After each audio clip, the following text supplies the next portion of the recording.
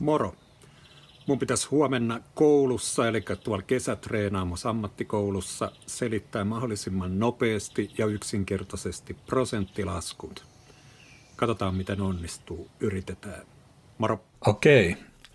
Ensin meidän pitäisi tajuta niin toi desimaaliluvun, eli mikä on sadasosa, eli 1 jaettuna 100, se on 0,01.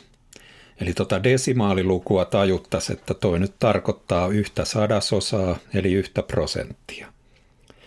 Jos siinä näytös olisi vaikka 0,32,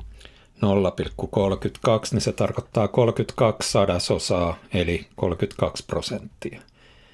Niin tämän kun tajuaa, niin pääsee aika paljon nopeammin lopputulokseen, mutta mä näytän kumminkin sen hitaammankin versio. Eli jos vaikka takin hinta olisi 250 € ja siitä saa 35% alennusta, niin jos nyt ensin lasketaan se alennuksen määrä, niin kertaa 35 sadasosaa, noin helppoa. Tai sitten vähän hitaamman kautta, niin 250 ensin jaetaan 100 osaan, niin saadaan 1% 250, mikä on 2,5, ja kerrotaan se sitten 35, niin saadaan 35%, eli sama tulos. Jos halutaan vielä olla vähän fiksumpia, niin mietitään, että kun 35% saadaan hinnasta pois, niin paljonko jää maksettavaa. Eli 100 miinus 35, niin sehän on 65. Eli 65% me maksetaan siitä, kun 35% saadaan pois. Niin saataisiin suoraan tämä 250 kertaa 65 sadasosaa, niin tuon verran jouduttaisiin maksamaan, että oli se alennettu hinta. Sitten seuraava laskutapa, eli me ei tiedetä prosenttia ja me halutaan tietää, että kuinka monta prosenttia joku luku on toisesta luvusta. Eli jos nämä on nyt keksittyjä päästä, mutta jos vaikka koulussa olisi 650 oppilasta ja 130 olisi siltä paikkakunnalta, missä se koulu on, esimerkiksi nyt Kangasalta, missä mä oon töissä, niin silloin verrattaisiin sitä 130, eli 130 jaettuna 650 siihen koko määrään, niin saataisiin, että se on 0,20. Tuolta puuttuu vaan se 0, kun sitä ei tarvita. Niin, eli 20 sadasosaa, eli 20%. Mutta kun kerrotaan tällainen 100 se, niin saadaan sitten vielä niin kuin ihan prosentteina se, eli 20. Mennään vielä toinen esimerkki. Luokalla on 25 oppilasta, joista 12 on tyttöä. Niin kuinka paljon on tyttöjen osuus prosentuaalisesti? Eli 12 suhde, eli jaetaan 25 on 48 sadasosaa, eli 48%. Voidaan kertoa se vielä 100, niin saadaan ihan tollaan, että 48%. Kolmas lasku, mitä kysytään, on se, että tiedetään joku osaprosentti, että esimerkiksi 15% jostain kokonaispainosta on 38 kiloa.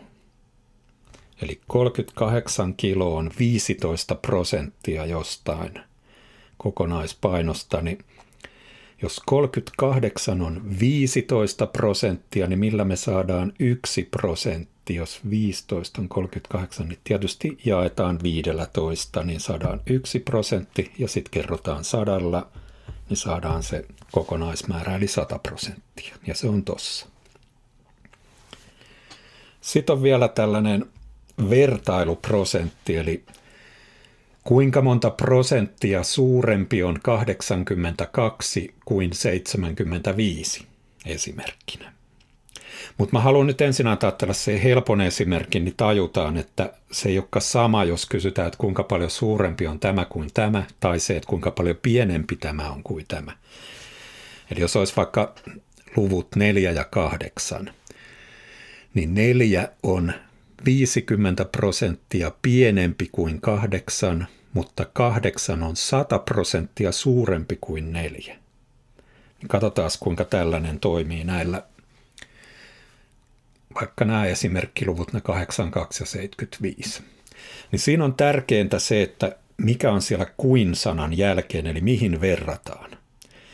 Et ensin meidän pitäisi, kun on 82 ja 75, niin laskee niiden erotus. 82 miinus 75 on 7. Okei, niiden erotus on 7. Ja sitten, jos nyt, että kuinka monta prosenttia suurempi on kuin 75, niin silloin sitä 7 verrataan siihen 75. Eli 7 jaettuna 75 on 9,3%, kerrotaan se vielä 100.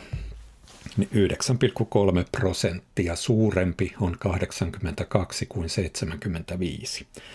Mutta sitten jos kysytään toisinpäin, että kuinka monta prosenttia pienempi on 75 kuin 82, niin sitten sitä erotusta eli 7 verrataan siihen 82.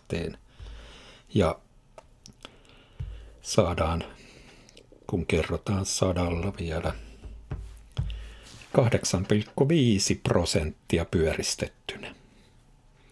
Tässä nopeasti nämä prosenttilaskujen perusteet. Luonnollisesti on vaikeampia harjoituksia, mutta näillä niinko pärjää. Että tässä on perusosaaminen. Kiitos. Pysyikö yhtään perässä? Tämä on nykyaikana vähän sellaista, että jotkut ihmiset vaatii, että pitää olla nopea, että ne ei jaksa kuunnella, jos jaarittelee. Ja sitten taas on niitä, ketkä tarvii sen, että moneen kertaan käydään ennen kuin oppii. Mutta luonnollisesti siinä opetustilanteessa saa kysyä ja mennään uudestaan ja uudestaan, mutta tässä oli tällainen pikakurssi.